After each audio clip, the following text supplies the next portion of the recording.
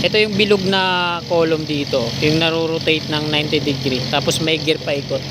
Sinimulan ko to, walang naniniwala sa paligid ko. Ano? Habang pauwi tayo, patungo dun sa may PUP, kunan natin ang video. Ayan yung malaking temporary steel casing. So dito ibabaw niyan dyan sa bilog na yan. Tapos dito yung sa kinalalagyan natin yung column 1 niyan.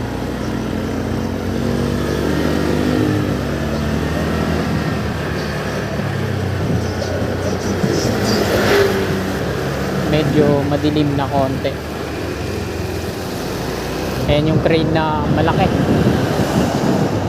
So dito sa gitna mga kasikap, ayan o, magkakaroon din siya ng column dito. Sabi dito sa ano yan, column 1 sa Skyway.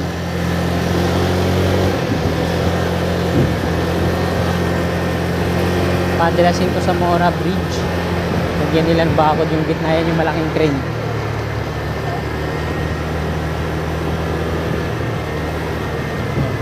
Dito sinasakay yan, natatanggal nila.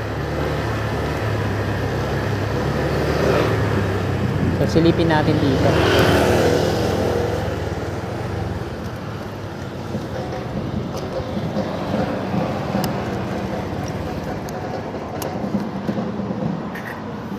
Ito mga kasikap po, yung cantilever bridge na gagawin dito, yung markings nyo P141 9.50 meters araw patungo dun. So mula dito sa may Padre Jacinto Zamora Bridge, 9 meters, 9.50 meters, ano? Yan, mula dito bibilang tayo ng 9.50 meters. So katumbas yan hanggang dyan talaga sa column na yan. Yan. Ayan yung PUP Santa Mesa. So dito medyo madilim na, no? Andyan sila, oh. Ito yung crane, yung kable niya nakakonect na siya dyan. Malapit tayo konti dito. Connected na siya dyan, oh, sa mga girders.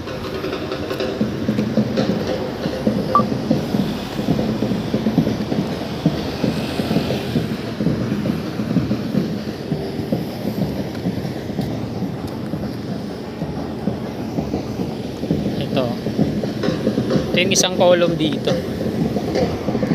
Yung Pier 142 dun yung sa unahan. Ito mga kasikap, laki niyan.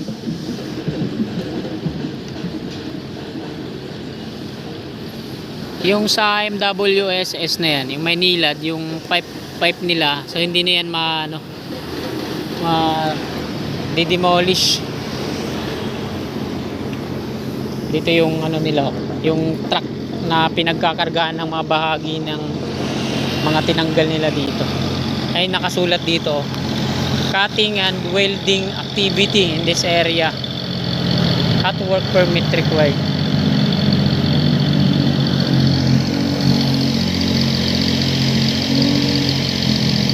Ito yung bilog na column dito, yung naro-rotate ng 90 degree, tapos may gear pa ikot.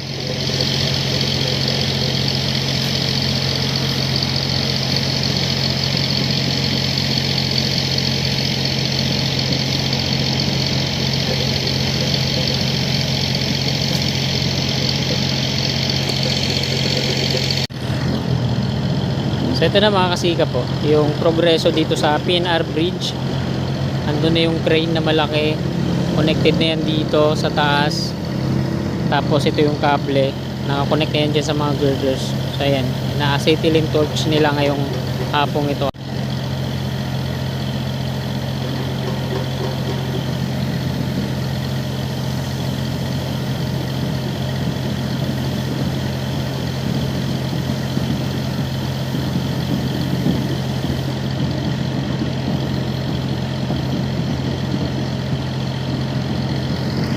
Ayan mga kasikap, nakuha na natin ang update dito.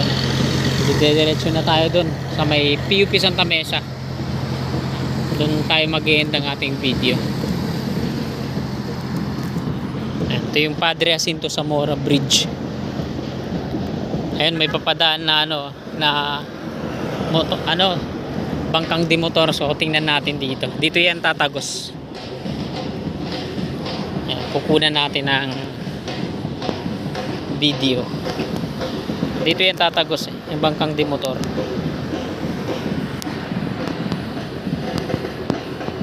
Antayin lang natin. Dito yan tatagos. Mga 5 minutes. Ayan na nga, hindi na nga umabot ng 5 minutes eh.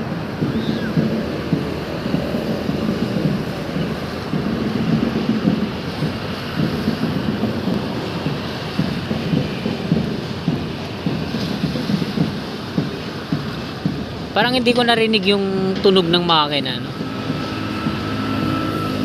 Hindi kagaya yung mga pangisda na yung ganun yung tunog. Eh, parang hindi ko narinig yung tunog ng makina niya. Magandang klase siguro yung makina niya. So ayan, makakasikap yung Skyway Stage 3 Section 2A, yung mga columns niya. Diretso tayo dito sa may on-ramp, off-ramp, at doon tayo mag-end ng ating video sa may Valenzuela Street.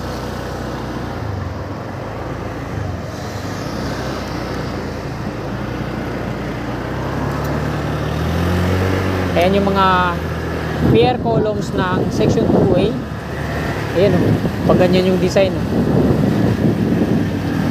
At nandito yung concrete boom pump na nagano siya, nagpo-pouring. Ayan o.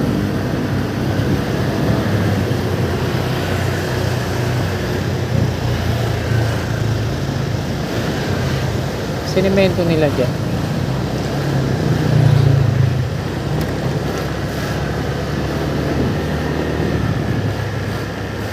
Kailan kaya sila mag-install ng mga steel girders na to? Ang dami na nito, kabila na ito, bagong dating lang to sa kanan. Pagsalpak na lang yan dyan, handang-handa na yan. So ito yung NLEX connector. Ito yung on-ramp, off-ramp sa Section 2A pa to ng Skyway. So dito sa kanan, tapos na yung parapet wall niya, pero dun sa kaliwa, rebar support pa lang.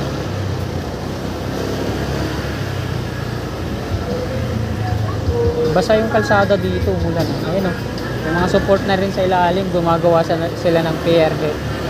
Ayan yung dating gasolinahan sa kaliwa na, ayun o, gumagawa na sila ng platform. Parang din yung gagawin dito, yung cast in situ, no? Hindi mga girders yung ginamit.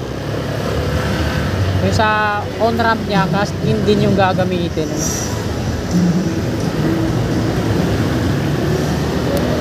Ayan. Nandito na tayo sa Old Santa Mesa Street, Valenzuela Street na dyan sa unahan. So hanggang dito na lang itong video na to, mga kasikap. Magandang gabi po. God bless.